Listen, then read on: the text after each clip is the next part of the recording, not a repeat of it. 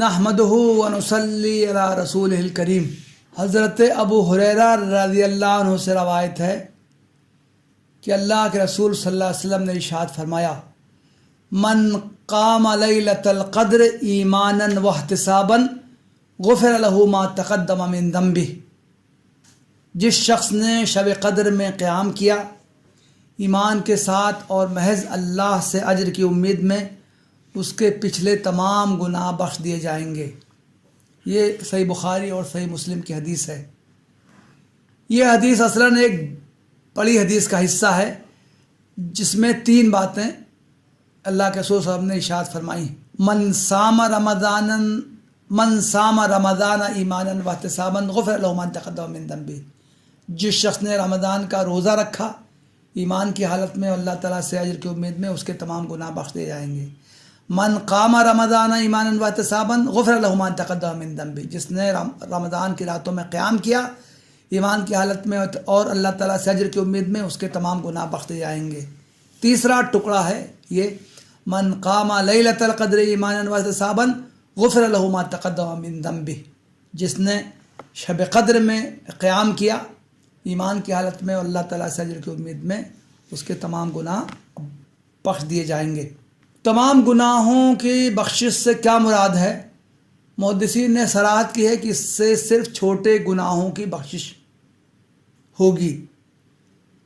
کبیرہ گناہ، بڑے گناہ، ان کی بخشش کے لیے توبہ شرط ہے، اور اگر معاملہ انسانی حقوق کی پامالی کا ہے، کسی نے کسی شخص پر کوئی زیادتی کی ہے، اس پر ظلم کیا ہے، اس کا کوئی حق مارا ہے، تو جب تک وہ اس سے معافی نہ حاصل کر لے اس کے بڑے گناہ معاف نہیں ہوں گے۔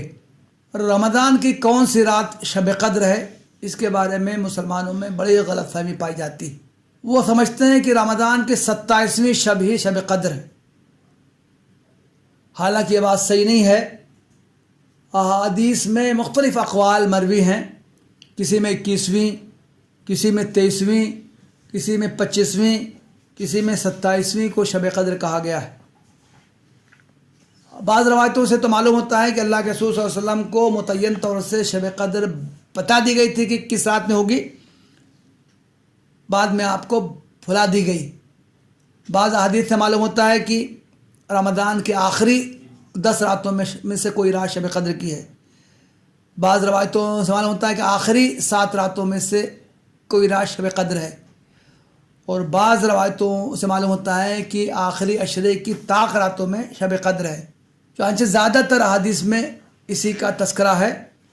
اللہ کے رسول صلی اللہ علیہ وسلم کا ارشاد ہے، تحروا لیلۃ القدر فی الوتر من العشر الاواخر من رمضان، کہ رمضان کی آخری 10 راتوں میں سے جو طاق راتیں ہیں، یعنی 21ویں، 23ویں، 25ویں، 27ویں اور 29ویں، ان میں شب قدر کو تلاش کرو۔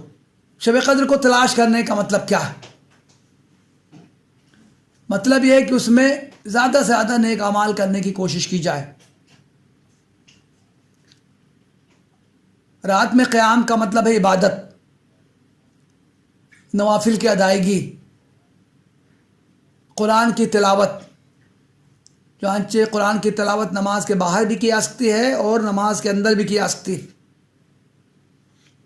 نماز پڑھتے ہوئے قرآن کی تلاوت کو زیادہ افضل بیان کیا گیا ہے۔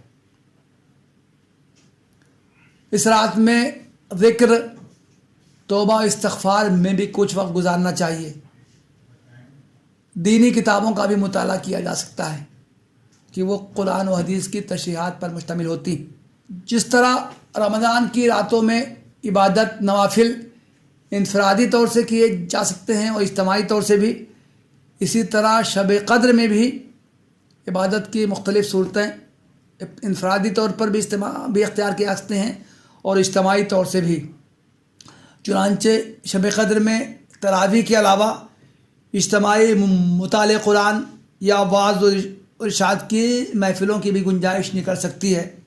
البتہ کوشش کرنی چاہیے کہ اس کا دورانیہ، اس کا وقت کم ہو، زیادہ وقت رات کا انفرادی عبادت کے لیے خاص ہو۔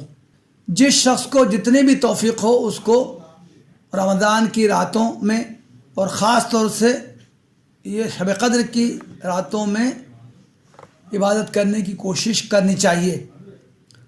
حضرت سعید ابن المسیب جو سید التابعین ہیں، ان سے قول یہ مروی ہے، وہ کہتے ہیں کہ جس شخص نے عشاء کی نماز جماعت سے پڑھ لی اس کو شب قدر کا کچھ نہ کچھ حصہ مل گیا۔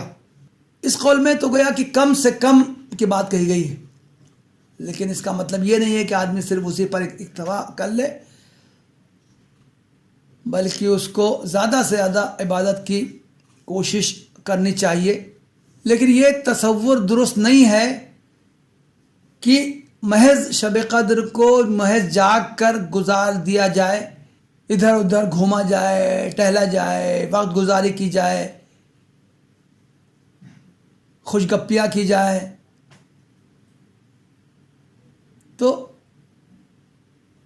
پوری رات کو جاگنا، کوئی عبادت نہ کرنا، نوافل نہ پڑھنا، قرآن کی تلاوت نہ کرنا، دعا نہ کرنا، توبہ استغفار نہ کرنا، اذکار نہ کرنا، تو اس سے بھی آدمی کو ثواب مل جائے گا؟ نہیں، یہ تصور غلط ہے۔ اگر کوئی شخص محض جاگ کر رات گزارے گا اس کو کوئی اجر نہیں ملے گا، رات میں عبادت کرے گا تبھی وہ اجر کا مستحق ہوگا۔ لیلۃ القدر کی بڑی فضیلت قرآن کریم میں بیان کی گئی، پوری ایک سورۃ القدر کے نام سے۔ اللہ تعالیٰ کا ارشاد ہے لیلۃ القدر خیر من الف شہر، شب قدر 1000 مہینوں سے بہتر ہے۔ یہ نہیں کہا گیا کہ 1000 راتوں سے بہتر ہے، نہیں، 1000 مہینوں میں جتنی راتیں ہوتی ہیں اس سے بہتر یہ صرف ایک رات ہے۔ اس کا مطلب کیا ہے؟ اس کا مطلب یہ ہے کہ اللہ تعالیٰ جب اپنے بندوں کو نوازنا چاہتا ہے تو ان کے لیے کم وقت میں زیادہ اجر کی سبیل پیدا کر دیتا ہے۔ اسی حیثیت سے اس کو لینا چاہیے کہ اللہ تعالیٰ نے اس ایک رات کی غیر معمولی فضیلت بیان کی ہے، اس میں نیک اعمال پر بہت زیادہ اجر رکھا ہے۔ اس لیے شب قدر کو صرف 27ویں شب رمضان کی اس میں خاص کر دینا صحیح نہیں ہے، بلکہ احادیث سے معلوم ہوتا ہے کہ آخری عشرے کی طاق 5 راتیں جو ہیں 21ویں، 23ویں، 25ویں، 27ویں اور 29ویں، ان میں سے کوئی ایک شب قدر ہو سکتی ہے۔ اس لیے ان 5 راتوں میں عبادات کا اہتمام کرنا چاہیے۔ شب قدر میں خاص طور سے دعاؤں کی تلقین کی گئی۔ اس سلسلے میں ام المومنین حضرت عائشہ سے ایک روایت مروی ہے، وہ بیان کرتی ہیں کہ میں نے اللہ کے رسول صلی اللہ علیہ وسلم سے دریافت کیا اگر مجھے معلوم ہو جائے کہ فلاں رات شب قدر ہے تو میں کیا کروں؟ اللہ کے رسول صلی اللہ علیہ وسلم نے فرمایا اس میں تم یہ دعا مانگا کرو اللہم انک عفو تحب العفو فاعف عنی، اے اللہ تعالیٰ تو بہت زیادہ معاف کرنے والا ہے، تو معاف کرنا پسند کرتا ہے، تو میری خطاؤں کو معاف کر دے۔